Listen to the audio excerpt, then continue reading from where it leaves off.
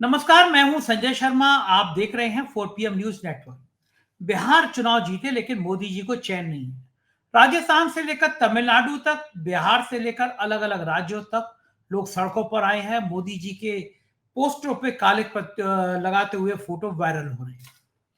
Vote चोरी के मामले पर अभी राहुल गांधी सड़कों पर उतरे नहीं है कि ऐसा माहौल बनता जा रहा है। दैनिक भास्कर के राजनीतिक संपादक केपी मलिक से मैंने राजनीति के अलावा यह भी पूछा कि राफेल सौदे में जिस अनिल अंबानी को ले गए थे, बाद में हजारों करोड़ के फ्रॉड में उसका नाम सामने आया, मना करते रहे ईडी से कि मैं आऊंगा ही नहीं सुनवाई को, आपको जो करना है कर लो, और ईडी गिरफ्तार नहीं कर पा रही। छोटा किसान होता है, 50,000 रुपए का कर्जा होता है, इतना परेशान कर देता है सिस्टम कि वो पेड़ से लटक के जान दे देता है। और यहाँ हजारों करोड़ रुपए के खेल में पिछले दिनों मैंने स्टोरी करी थी, महेंद्र नाटा और विनय मालू, एक बड़े नाम थे ये, हजारों करोड़ के फ्रॉड की कहानी जो मुकेश अंबानी से जुड़ती थी। दुबई से मेरे पास फोन आया कि विनय मालू ने प्रियंका चोपड़ा के नाम को लेकर एक कमेंट किया देश के सबसे बड़े राजनेता के बारे में। और मैं बिल्कुल इस बात से इत्तेफाक नहीं रखता ये बात सच है या गलत है, लेकिन ये बात सही है कि विनय मालू इस तरह के कांडों में अपना नाम लाना बड़ा फख्र महसूस करते हैं कि मैंने उस नेता को ऑब्लाइज किया, प्रियंका चोपड़ा का खर्चा मैंने 6-7 करोड़ का उठाया। पता नहीं ये बात सच है या नहीं है, लेकिन राजनीतिक गलियारों में चर्चा है। चर्चा इसलिए भी है कि महेंद्र नाटा और विनय मालू जैसे लोग बचे क्यों हैं, अनिल अंबानी बचे कैसे हैं। ईडी के कह रहे मैं सुनवाई पे आऊंगा नहीं, ईडी कुछ कर नहीं रही है। बहुत बढ़िया बातचीत है केपी मलिक से, आप सुनेंगे, आपको अच्छी लगेगी। मैं ले चलता हूं, आपसे रिक्वेस्ट है चैनल को सब्सक्राइब करिए, ज्वाइन करिए। चलते हैं केपी मलिक के पास। 4 PM न्यूज नेटवर्क में बहुत बहुत स्वागत है केपी मलिक साहब, आपका इस्तेकबाल है। शुक्रिया आपका, आपने मुझे समय दिया। धन्यवाद संजय जी। बड़ा गजब हो रहा है देश में, तमिलनाडु से लेके बंगाल तक, बंगाल से राजस्थान तक सड़कों पे लोग निकल आए हैं। मोदी जी के पोस्टरों पर कालिक लगाते हुए फोटो नजर आने लगे हैं। वोट चोरी के नारे गूंजने लगे हैं। अभी राहुल गांधी सड़कों पर उतरे नहीं हैं, केवल ऐलान है कि एक बड़ा आंदोलन खड़ा किया जाएगा एसआईआर के खिलाफ। उससे पहले 28 लोगों के सुसाइड करने की खबरें सोशल मीडिया पे तैर रही हैं। बंगाल में बीएलओ ने एक ने सुसाइड किया, और अलग अलग जगह पे ये खबरें तैर रही हैं कि इससे आहत होकर लोग सुसाइड कर रहे हैं, आत्महत्या कर रहे हैं। लेकिन बिहार चुनाव जीते उसके बाद मोदी जी का देश भर में सम्मान होना चाहिए, देश भर में उनकी जयकारे होनी चाहिए, लेकिन सड़कों पर लोग उतर के काले पोत रहे हैं। तो ये जो पूरे देश भर में अलग अलग राज्यों से तस्वीर सामने आ रही है लोगों के सड़क पर उतरने की, हम इसे लोकतंत्र की को बचाने का अभियान कह सकते हैं, लोकतंत्र की रक्षा करने का अभियान कह सकते हैं। हम ये कह सकते हैं कि ये डराने वाली तस्वीर है उन लोगों के लिए जो ये मानते हैं कि जनता बोलती नहीं है, लेकिन जनता बोलने लगी है, जनता सड़क पर आने लगी है। और ये आंदोलन अगर जब राहुल गांधी सड़कों पर उतरेंगे, राहुल गांधी जिस तरह कन्याकुमारी से कश्मीर तक की पहले पदयात्रा कर चुके, अगर ऐसे करेंगे, क्या लगता है क्या तस्वीर होने वाली है? देखिए संजय जी, ये जिस प्रकार से आज सर का मुद्दा चल रहा है और बाकी आप देख रहे हैं कि जिस प्रकार से तमाम वीडियो आ रहे हैं, अभी हमारे उत्तर प्रदेश का ही बस्ती जिले का एक वीडियो आया कि किस प्रकार से एक एसडीएम बीएलओ को डांट रहा है और कह रहा है कि सरकारी पैसा लेते हो और सरकारी काम नहीं करते हो। अब बीएलओ भी अंदर सोच रहा होगा कि कौन से सरकारी काम की बात कर रहे हैं ये, क्योंकि वहां तो भाजपा के विधायक भी आ रहे हैं कि भैया ये वोट काटिए, बनाइए। दूसरी बात यह है, क्या इतना बड़ा काम करने के लिए चुनाव आयोग ने कोई तैयारी नहीं की, कोई ट्रेनिंग प्रोग्राम नहीं बुलाया? और 1 महीना ही क्यों, 1 महीने की कौन सी जल्दी आपको पड़ी हुई है? उत्तर प्रदेश में 25 करोड़ लोग रहते हैं, क्या 1 महीने में संभव है? और जबकि फार्म इतना कॉम्प्लिकेटेड फार्म है, 2003 की डिटेल भी आपको चाहिए, अभी भी डिटेल भरनी है। अच्छा पढ़ा लिखा आदमी उस फॉर्म को भरने में जो है असुविधा महसूस कर रहा है। ये अनपढ़ लोग और गांव के लोग कहाँ से इंटरनेट लाएंगे, कहाँ से प्रिंट निकालेंगे, कहाँ से डॉक्यूमेंट लेके आएंगे? ये सरकार कर क्या रही है और इस पे कोई बोल क्यों नहीं रहा है? बात ये है, भारतीय जनता पार्टी ने दिखा दिया है बिहार में कि कोई कुछ भी बोलता रहे, हम जो चाहेंगे वो करेंगे और हमारी तूती बोल रही है, हमारी बातें चल रही हैं। अब घुसपैठियों को आप ढूंढ रहे हैं वहां पे बिहार में, और वो घुसपैठिए दिल्ली में घूम रहे हैं। आज डिटेल रिपोर्ट छपी हुई है दैनिक जागरण में कि वो किस किस रूट से कहा गया। वो दिल्ली में 100 किलोमीटर गाड़ी घुमाई है उसने। मैं पंजाबी बाग में रहता हूँ, मेरे घर के पास से ही घूम के गया। हमने कहा हम ही बच गए भैया, यहाँ कौन सी सुरक्षा व्यवस्था, यहाँ ना दिल्ली पुलिस है और ना कोई सुरक्षा एजेंसी है, ना कुछ है। हम ही बच गए भैया, हम तो सौभाग्य से बचे हैं। तो सौभाग्य से दिल्ली के लोग बचे हैं, और जो मरे हैं वो बेचारों का, उनका दुर्भाग्य है। और ये पार्लियामेंट के भी बहुत करीब से निकला है, आप सोचिए। तो ये तो आपकी जो है सुरक्षा एजेंसियां और देश के जितने हमारे तामझाम है वो सब है कि उनको उनकी नाक के नीचे से पता ही नहीं चला। और एक आम आदमी हो, उसकी गाड़ी 5 जगह चेक होती है, उसकी गाड़ी कहीं चेक नहीं हुई। 7 घंटे घूमा है संजय जी, 7 घंटे, बताइए। तो आप बिहार में ढूंढ रहे हैं घुसपैठियों को। दूसरी बात यह है कि जैसे मैंने जिक्र किया कि 4 राज्य जीतने के बाद इनको समझ में आ गया है कि यहाँ कोई बोलने वाला कुछ नहीं है। छोटा मोटा विरोध कुछ लोग करेंगे, वो विपक्ष के लोग होंगे, वो तथा के कुछ छोटे मोटे पत्रकार होंगे हमारा आप जैसे, इसके अलावा कोई नहीं बोल रहा। जो लोग बोलने वाले हैं वो सिर्फ एक ही चीज बोल रहे हैं, उसका नाम है जय श्री राम। अब देखा ना वो यात्रा मैंने बताई थी, कितनी अच्छी यात्रा हुई और कितना सुखद उसका समापन हुआ। अब बाद में बाबा कह रहे हैं कि यार वो तो हमारे कंबल भी ले गए, रजाई भी ले गए। अरे भाई, जब वो आए हैं यात्रा में तो कुछ तो लेके जाएंगे गिफ्ट वो। तो इस तरह की चीजें भी हैं। बात यह है कि अभी भारतीय जनता पार्टी वेस्ट बंगाल में तैयारी कर रही है, और कोई कुछ भी बोलता रहे, राहुल गांधी यात्रा निकालें, कुछ करें। राहुल गांधी यात्रा निकालेंगे देश में, राहुल गांधी यात्रा निकालेंगे साउथ से लेके उत्तर तक। अब वो फोकस करेंगे वेस्ट बंगाल में। लेकिन बीच में संजय जी खबरें जो आ रही हैं आपके हमारे प्रदेश को, उत्तर प्रदेश को लेके, कि केशव मौर्य जी को एकाएक इतना महत्व क्यों दिया जा रहा है। बड़ा केशव रहे। मौर्य जी को केशव मौर्य जी को मुख्य पर्यवेक्षक बना के बिहार भेजा गया, और केंद्रीय मंत्री को उनका सह प्रभारी बनाया गया। और दूसरी जो पूर्व मंत्री हैं आपकी निरंजन ज्योति जी, उनको भी सह प्रभारी बनाया गया। तो 2 क्रांतिकारी नेता जो उत्तर प्रदेश से जो है भेजे गए हैं बिहार, इनका कद जो बढ़ाया जा रहा है, तो इसका जलजला कहीं उत्तर प्रदेश में भी दिखाई दे रहा है। कहीं बाबा की कुछ कपी वगैरह बनाने का भी, अब बाबा का कुछ टेम्परेचर बढ़ाने का भी इंतजाम जो है चाणक्य जी कर रहे हैं। क्योंकि क्योंकि ये चाह रहे हैं कि इनको या तो प्रदेश अध्यक्ष बनाया जाए या राष्ट्रीय अध्यक्ष ही इनको बना दिया जाए। अब तो कोई रोकेगा नहीं, अब तो आरएसएस भी दड़बे में चली गई है, और हमारे संजय जोशी जी बैठ गए ठंडे बेचारे, अब तो कहीं कुछ हो नहीं रहा है। तो इसलिए ये भी बन सकता है कि भाई राष्ट्रीय अध्यक्ष जो है मौर्य जी को ही बना दो, या मौर्य जी को मुख्यमंत्री बना के उत्तर प्रदेश का, बाबा को दिल्ली ले आओ। अगर शिवराज चौहान आ सकते हैं तो बाबा क्या कर लेंगे। शिवराज चौहान तो बाबा से भी सीनियर है, मोदी जी भी से सीनियर है, रिकॉर्ड वोटों से एमपी जीते हैं, रिकॉर्ड वोटों से विधानसभा लोकसभा जीते हैं। अगर वो आ सकते हैं तो बाबा क्यों नहीं आ सकते।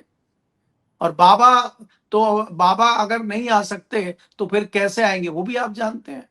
और इसका दूसरा पहलू भी संजय जी है, जो हमने देखा है, जब जब भारतीय जनता पार्टी पीक पे जाती है, कल्याण सिंह की जो सरकार जबरदस्ती कल्याण सिंह को हटा के राजनाथ सिंह को बनाया था, उसके बाद भारतीय जनता पार्टी कहां 25 साल के लिए चली गई।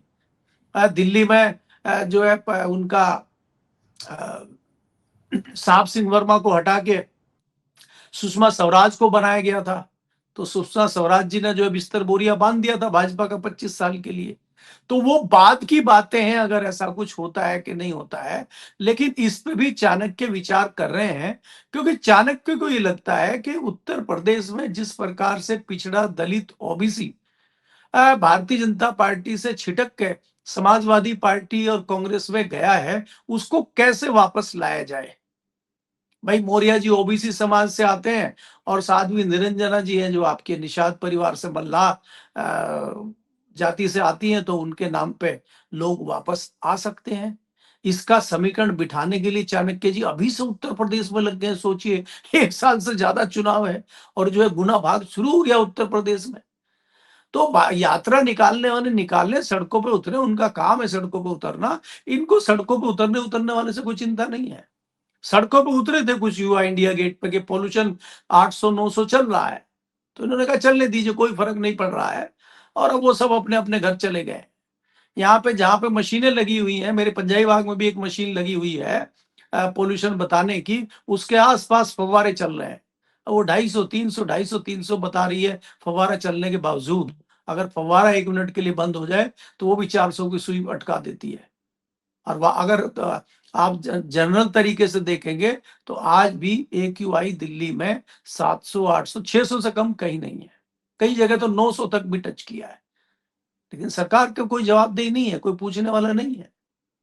जो पूछेगा उसी को फिर विलन बनाया जाएगा और उसके पीछे फिर लगा जाएगा कि ये विकास जो हो रहा है, जो 3 इंजन की सरकार दिल्ली में चल रही है, ये विरोधी लोग हैं और ये कांग्रेसी लोग हैं, इसलिए ये तंग करने का काम कर रहे हैं, हमें काम ही नहीं करने दे रहे। अब देखिए हमारे यहाँ दिल्ली में यमुना सफाई बढ़िया हो गई, सड़कें चकाचक हैं, सब कोई गड्ढा कोई दिक्कत नहीं है, सारे हॉस्पिटल बढ़िया चल रहे हैं, स्कूल बढ़िया, कहीं से चूं की आवाज आ रही हो तो आप बताइए। तो ये भारतीय जनता पार्टी ही कर सकती है और किसी के बस का संजय जी ये काम है नहीं। जी। लेकिन ये जो है ट्रम्प बाबू ये डर ही नहीं रहे। अमेरिका ने एक रिपोर्ट जारी कर दी जिसमें उसने कहा है कि भैया ये जो 4-5 दिन का जो झड़ा युद्ध था उससे पाकिस्तान की विजय हुई है, सैन्य विजय। और हमारे मोदी जी इतना जीतने के बाद भी ट्रम्प से कह नहीं पा रहे। उसने एक्सेप्ट भी बार कहा है कि भैया मैंने रुकवाया युद्ध, और मोदी जी बोल नहीं पा रहे हैं। इतनी जीत के बाद तो बम बम हो जाना चाहिए था, कह देना चाहिए था भैया। नहीं देखिए, मोदी जी वहां कुछ नहीं कहेंगे और मोदी जी का मामला आप भी जानते हैं कि उनके दोस्त, उनके व्यापारी दोस्त के तमाम मामले हैं, तो वहां कुछ रिएक्ट होगा नहीं। अडानी और जी वो है। अंतर्राष्ट्रीय अंतर्राष्ट्रीय मुद्दा है संजय जी। हम लोगों को भी बहुत सारी तस्वीर के पीछे की चीजें पता नहीं है, लेकिन हमें छोटा सा ये जरूर पता है कि जो रसोई गैस है उसका एक बड़ा समझौता, हमारे पेट्रोलियम मिनिस्टर ने बताया था कि अभी एक बड़ा समझौता हुआ है कि हम जो गैस है अभी खाना बनाने के लिए वो अमेरिका से खरीदेंगे, क्योंकि जहां से पहले ले रहे थे वो गैस शायद अच्छी नहीं थी, रोटी अच्छी नहीं पक रही थी उसमें, तो इसलिए अब हम अमेरिका से खरीदेंगे। अब गैस खरीदने के समझौते के बावजूद अगर ट्रम्प बाबू फिर भी पेल रहे हैं, नहीं मान रहे हैं, तो ये तो कुछ मामला कुछ और ही है, जो मुझे तो कम से कम समझ में नहीं आ रहा है। तो चीजें बहुत सारी हैं और ट्रम्प बाबू रुकने वाले नहीं है। वो कुछ दिन के लिए शांत हो सकते हैं, लेकिन जैसे जैसे उनको होश आती वो फिर तलवार निकाल लेते हैं अपनी। जी। अच्छा, एक मामला मुझे भी समझ में नहीं आता। मलिक साहब, आपने भी पूरे आप प्रदेश में घूमते रहते हैं।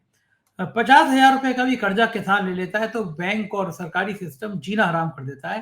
ना जाने कितने किसान हैं जो पेड़ पर फांसी लगा के लटक गए। 50,000 1 लाख रुपए का कर्जा था, लेकिन हजारों करोड़ रुपए का फ्रॉड किया अनिल अंबानी ने। उस अंबानी को साहब जो है वो राफेल के सौदे में भी ले गए। लेकिन अब ऐसा क्या पेच हो गया कि सीबीआई, इनकम टैक्स, ईडी छापे मार रही है, और अनिल अंबानी की मैं कलेजे का कायल हो गया। भाई ने मंडे को फिर कह दिया कि मैं नहीं आऊंगा, मुझ पे समय नहीं है, कर लो वीडियो कॉन्फ्रेंसिंग जो करनी हो, मेरे को आने की जरूरत नहीं। मतलब सुना है कि दिल्ली में था बंदा, मना कर दिया नहीं आऊंगा। कोई साधारण आदमी होता, ईडी बुलाती और वो कह देता मैं नहीं आऊंगा, तो ईडी लतियाते हुए घर में घुस के ले जाती। संजय सिंह जैसे आदमी को ईडी घर से उठा के ले गई। 6 महीने बाद ये बात अलग है कि एक धेला संजय सिंह पे साबित नहीं कर पाई, बल्कि तो भारी तो हाथ जोड़ के एक तरह का छोड़ा उस संजय सिंह को। लेकिन 6 महीने आपने बंद तो किया। अनिल अंबानी को राफेल के सौदे में शामिल क्यों किया जब दिवालिया कंपनी थी? और अब ऐसा कौन से नाजुक तार जुड़ गए हैं अनिल अंबानी से कि अब अनिल अंबानी पे पूछताछ तो कर रहे हो, इनकम टैक्स, ईडी तो सब कर रहे हो, लेकिन ईडी के सामने बंदा नहीं आ रहा, कोई एजेंसी नहीं कर पा रही। खेल चल क्या रहा है अंबानी बंधुओं में? देखिए संजय जी, अगर आप इसको देखेंगे इसमें कई सारी चीजें ऐसी हैं जो मैं जानता हूं, लेकिन मैं चैनल पे नहीं बोलूंगा। बहुत ही गहन चीजें हैं, उससे हमारा आपका बड़ा नुकसान हो जाएगा कहीं ना कहीं, और वो हम फिर उसको उसके प्रूफ भी नहीं दे पाएंगे। जो मेन कारण है अडानी के, अनिल अनिल अंबानी के और महामानव के बीच जो मतभेद आए उसका एक बहुत बड़ा कारण है जो मैं जानता हूं, लेकिन उसको वो ऐसा कारण है कि हम उसको टीवी चैनल पे नहीं बोल सकते। एक बात। दूसरी बात यह है कि कहीं ना कहीं अनिल अनिल अंबानी को बढ़ाना चाहते थे महामानव, जिससे कि मुकेश अंबानी को कंट्रोल में किया जा सके। लेकिन अनिल अंबानी इतने कद्दावर नहीं है कि मुकेश को नीचा दिखा सके या उसको दबा सके, इतने कद्दावर वो है नहीं। बीच बीच में इन्होंने इस तरह की हरकतें की हैं कि जिससे महामानव नाराज हो गए। वो जब आप कभी वैसे फोन पे बात करेंगे तो मैं आपको बता दूंगा, चैनल पे नहीं बताऊंगा। लेकिन बात यह है कि जो आपने कहा है कि अगर इसकी जगह कोई और साधारण व्यक्ति होता, साधारण बिजनेसमैन होता, किसान होता, कोई दुकानदार होता, कोई छोटी मोटी फैक्ट्री चलाने वाला व्यापारी होता, अभी तक वो सलाखों के पीछे होता। लेकिन इसमें जो आप कह रहे हैं कि ईडी नोटिस भेज रही है, सीबीआई नोटिस भेज रही है, ऐसे अनिल अंबानी अकेले नहीं है। कई लोग तो निकल लिए, विदेश में बैठे हैं। आप अगर चाहें और सरकार हमारी चाह ले, क्या विदेशों के साथ जो हमारी संधि है, समझौते हैं, उसके तहत हम ला सकते हैं। कितनी कोशिश हुई है नीरव मोदी को वापस लाने के लिए, क्या आप बता सकते हैं? किंगफिशर के जो मालिक थे, उन जनाब को लाने के लिए कितनी कोशिश हुई, तो सरकार ने ही भगाया था उनको। तमाम बार बातें खुली हैं कि वो तो अरुण जेटली से मिलके गए थे। तो ये सरकार की नियत नहीं है कार्रवाई करने के लिए। और अंत में मैं ये आपको कहना चाह रहा हूं कि अनिल अंबानी को ये शायद डरा के कुछ करवाना चाहते हैं, और वो डर नहीं रहा है, क्योंकि उसको लगता है कि ये जितना डरा रहे हैं, जितना खतरा इसमें है, करने के बाद डबल खतरा हो जाएगा। तो जैसे खेत में डरावा गाड़ देते हैं ना वो पक्षियों को भगाने का, ऐसे बार बार उसको डराने की, बंदर भभकी देने की कोशिश कर रहे हैं, और वो डर नहीं रहा है, और वो डरेगा भी नहीं। क्योंकि अगर वो डर गया और उसने दबाव में आके काम कर दिया, तो उसके लिए बड़ा खतरा आने वाले समय में पैदा हो जाएगा। संजय जी, बहुत सारी चीजें ऐसी हैं जो आज नहीं कल होंगी। क्या जो चीजें ज्ञानेश जी कर रहे हैं, और कल कोई सरकार बदलती, ऐसा तो है नहीं है 500 साल सरकार रहेगी। अगर सरकार कर बदलती है, तो आज जो लोग इस तरह का कृत्य कर रहे हैं, उन पर कोई एक्शन नहीं होगा, इसकी कोई गारंटी है? तो जो थोड़ा डरने वाले लोग हैं, वो शायद इस बात से डर रहे हैं कि यार आज हमने अगर कुछ कहीं दबाव में आके या उत्साह में आके कर दिया, तो कल इसकी सजा क्या होगी। तो मुझे लगता है कि अनिल अंबानी इसलिए नहीं कर रहे हैं, और वो ये सजा भुगतने को तैयार हैं कि आप मुझे जेल डालिए। उसने तो अपने आप को दिवालिया घोषित कर दिया है कि आप 500 करोड़ बताइए, 1000 करोड़ बताइए, 6000 करोड़ बताइए, जो मर्जी बताइए, मेरे पास है ही नहीं दुअन्नी देने के लिए, कर लो, मेरा क्या करना है। तो वो आप ये देखिए, सीबीआई ईडी उसको बुला रही है, वो कह रहा मैं आ नहीं रहा हूं। तो ऐसा होता है क्या कहीं? तो ईडी तो घर से जाके उठा लाती है, तो क्यों नहीं ला रहे उसको उठा के? तो इसका मतलब ये है कि खाली उसको डरा रहे हैं, उसको अंदर लाना नहीं चाह रहे हैं। और अंदर अगर ले आए और वो नंगा ही हो गया, फिर नंगा तो कुछ भी कर सकता है, तो फिर इनको भी डर है। तो इसलिए नूरा कुश्ती चल रही है अभी, और ये नूरा कुश्ती मुझे लगता है कुछ दिन और चलेगी। जी बिल्कुल ठीक कह रहे हैं मलिक साहब। अभी मैंने कुछ दिनों पहले एक महेंद्र नाटा और विनय मालू की स्टोरी करी। बहुत बड़े दस्तावेज आए मुझे, हजारों करोड़ का खेल था वो। और तार महेंद्र नाटा के मुकेश अंबानी की कंपनी से जाके जुड़े। विनय मालू दुबई और लंदन में बैठ के लंबा कारोबार कर रहे हैं, उन पे भी ईडी, इनकम टैक्स, सीबीआई दरवाजे तक जाकर रुक जाती है। आज दुबई से मेरे पास फोन आया कि विनय मालू जो है वो प्रियंका चोपड़ा को लेकर, और किसी, नाम लेना ठीक नहीं है, किसी के साथ जोड़कर ये कह रहे थे कि वो जो 7-8 करोड़ का खर्चा था वो मैंने उठाया था। अब मुझे नहीं पता कि ये बात सच है या गलत है, लेकिन दुबई में मुझसे एक आदमी ने कहा ये बात। मतलब मुझे लगा कि क्या नेक्सस है महेंद्र नाटा, विनय मालू, मुकेश अंबानी, प्रियंका चोपड़ा, और फिर एक राजनेता। ये जो कारपोरेट के जगत के लोग होते हैं, ये ऐसी हजारों करोड़ का खेल करते रहते हैं, ऐसी हजारों करोड़ के फ्रॉड करते रहते हैं, और उनको पता है कि एजेंसी आएंगी नहीं, गरीब आदमी जो है उसको वो 50,000 रुपए में पीढ़ी पे लटक जाएगा। ये जो हजारों करोड़ का फ्रॉड करने वाले होते हैं ना, डर क्यों नहीं होता? सिस्टम का डर क्यों नहीं होता? सुप्रीम कोर्ट का डर क्यों नहीं होता? सरकार का डर क्यों नहीं होता? क्या कारण, क्या ये सरकार के साथ क्या पार्टनरशिप होती है? आप क्या सरकार की बात कर रहे हैं, क्या दीवारों की, पार्लियामेंट की, या भवनों की बात कर रहे हैं? व्यक्ति की बात कर रहे हैं। सुप्रीम कोर्ट कौन है? वहां भी व्यक्ति है। सरकार कौन है? वहां भी व्यक्ति है। तो व्यक्ति की भावना है। व्यक्ति तो खाते पीते भी हैं, नाच गाना भी करते हैं, सब कुछ करते हैं। तो किस व्यक्ति की आप बात कर रहे हैं? सरकार कोई ये थोड़ी है कि भवन है, वो जो पार्लियामेंट का भवन है, या प्रधानमंत्री कार्यालय, गृह मंत्री कार्यालय को आप सरकार कह रहे हैं। अंदर कौन बैठे हैं? उनकी क्या, वो उनकी हरकतें क्या हो रही हैं? प्रियंका चोपड़ा जी कहां से बीच बीच में आ जा रही हैं? इनका क्या रोल है? तो आपको ये समझना होगा कि ये जो हजारों करोड़ का खेल वहां मुंबई में बैठ के करते हैं, कई जगह रिश्वत आप पैसे की देते हैं, लेकिन हर जगह रिश्वत पैसे की नहीं चलती ना। कई लोग तो अगर आप छोटा काम भी कराना हो आपको लखनऊ में, तो कई बाबू तो शराब की बोतल भी ले लेते हैं। और अगर कोई व्यक्ति शराब की बोतल ना ले और नोट का बंडल ना ले, तो तीसरी चीज भी ले लेता है। तो आजकल तो वो चरम पे चल रहा है मामला यहाँ। तो जब ये सारी चीजें चल रही हैं, तो फिर तो इन लोगों के नाम आएंगे ही। और दिल्ली के बाद तो मुंबई का ही नाम आता है हर चीज में, वो तो आर्थिक राजधानी है वहां पे। और आर्थिक के बाद वहां पे हमारी बॉलीवुड भी है, वो बॉलीवुड है तो हॉलीवुड भी है, और हॉलीवुड है तो टॉलीवुड भी है। फिर बहुत सारे वुड भी शुरू हो जाते हैं, वहीं फिर प्रियंका चोपड़ा जी आ जाती है। तो ये बड़ा बहुत सारी चीजें हैं जो चेन जुड़ती है। किसी महिला का इस तो तरह नाम आना किसी व्यक्ति के द्वारा बड़ा खराब है, नहीं आना चाहिए, मुझे लगता नहीं, है। देखिए वो एक अलग बात है, वो तो आ चुका है नाम पहले, सारी चीजें हैं, और हम कोई व्यक्ति विशेष का नाम किसी का नहीं ले रहे हैं। हमने तो अभी अब बाबा की यात्रा में भी देखा था एक महिला अभिनेता को, आपने याद किया होगा, वो उनका परिवार क्या करता है, उनके पति का नाम किस चीज में वो चल ब्लू रहा है। ब्लू फिल्म जी, राजकुंद्रा। वो किसी से छुपा हुआ नहीं है। तो ये कौन कहाँ दूध का धुला हुआ है, कौन क्या कर रहा है, ये सारी चीजें हैं। लेकिन हम में इसमें जो है कीचड़ में पत्थर फेंक के हम अपने कपड़े गंदे कराएं वो करें, हमें ज्यादा इन चीजों में पड़ना नहीं चाहिए। संजय जी, हमारे पास करने के लिए कहने के लिए बहुत कुछ चीजें हैं, कागजों की कमी नहीं है, लेकिन इन कागजों का करें क्या, एक्सपोज करेंगे क्या। कागज आपसे जितने राहुल गांधी लाए थे ट्रॉली में रख के, और एक एक कागज उन्होंने दिखाया, और ब्राजीलियन जो मॉडल थी उसका फोटो दिखाया, और कितने कागज लाएंगे आप। सही तो बात है, वो कागज कितने को पूछ कौन रहा है।